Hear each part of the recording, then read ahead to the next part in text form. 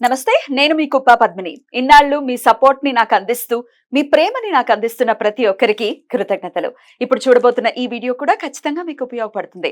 Like, share and subscribe చేసి మీ ఇష్టాన్ని అలాగే మీ సపోర్ట్‌ని నాకందించండి. అలాగే ఈ వీడియో పట్ల మీ అభిప్రాయాన్ని కామెంట్ సెక్షన్‌లో కామెంట్ చేసి నాకు తెలియజేయండి. నమస్తే. నమస్కారం. శుభోదయం కార్యక్రమానికి స్వాగతం. ఈరోజు 18వ తారీఖు డిసెంబర్ నెల 2024వ సంవత్సరం బుధవారం. శ్రీ క్రోధినామ సంవత్సరం దక్షిణాయనం హేమంత ఋతువు మూలా కార్తె. ఈరోజు మార్గశీర్ష మాస బహుళపక్ష తదియా తిథి ఉదయం 10:06 వరకు, తదుపరి చవితి తిథి. పుష్యమి నక్షత్రం రాత్రి 12:58 వరకు, తదుపరి ఆశ్లేష నక్షత్రం. ఐంద్రం యోగం రాత్రి 7:34 వరకు, తదుపరి వైద్యుతి యోగం. భద్ర అంటే విష్టికరణం ఉదయం 10:06 వరకు, భవకరణం రాత్రి 9:58 వరకు, తదుపరి బాలవకరణం ఉంటాయి. సూర్యుడు ధనస్సు రాశిలో మూలా నక్షత్రంలో సంచరిస్తున్నాడు. చంద్రుడు కర్కాటక రాశిలో సంచరిస్తున్నాడు. నక్షత్ర వర్జం పగలు 8:49 నుండి 10:26 వరకు. అమృతకాలం సాయంత్రం 6:30 నుండి రాత్రి 8:07 వరకు. హైదరాబాద్ ప్రాంతం వారికి సూర్యోదయం ఉదయం 6:40 సూర్యాస్తమయం సాయంత్రం 5:46 చంద్రోదయం రాత్రి 8:45 చంద్రాస్తమయం ఉదయం 9:22 అభిజిత్ ముహూర్తం లేదు.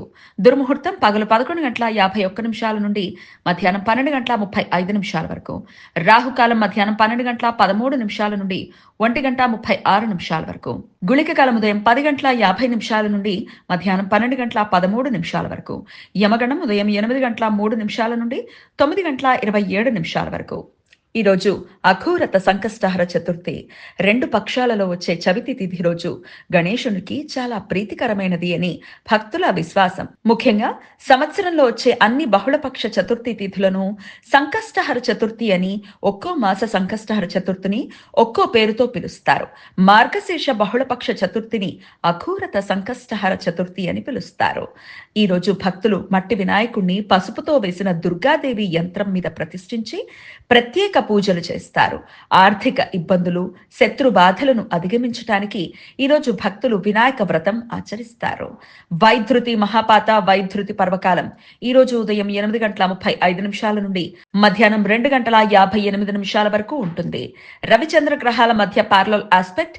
రవి గ్రహ క్రాంతి దక్షిణం వైపు, చంద్రగ్రహ క్రాంతి ఉత్తరం వైపు ఒకే 23:25 చేరుకోవటంతో పగలు 11:46 ఇది ఏర్పడుతుంది. ఉపాసనా మంత్రాలు జపించటానికి, ధ్యానం చేయటానికి, నూతన మంత్రోపదేశం తీసుకోవటానికి మహాపాత కాలాలు అత్యంత అనుకూలం. ఈ సమయంలో చేసే మంత్ర జపాలు లక్షల సూర్యగ్రహణాల సమయంలో మంత్ర జపం చేసినంత ఫలితాలను ఇస్తాయి. ఈ సమయం శుభకార్యాలకు అనుకూలం కాదు. ఏకార్గళ దోషం ఈ రోజు రాత్రి 12:58 నుండి రేపు సాయంత్రం 6:34 మధ్య కాలంలో ఏర్పడుతుంది. వైద్యుతి యోగం జరుగుతున్న సమయంలో చంద్రుడు ఆశ్లేష నక్షత్రంలో, రవి మూలా నక్షత్రంలో ఉన్న సమయంలో ఈ ఏకార్గళ దోషం ఏర్పడుతుంది. ఈ దోష సమయంలో శుభకార్యాలు చేయడానికి అనుకూలం కాదు. ఈ సమాచారాన్ని మనకు అందించిన వారు మేడికొండూరు విశ్వనాథ్ ప్రసాద్ గారు.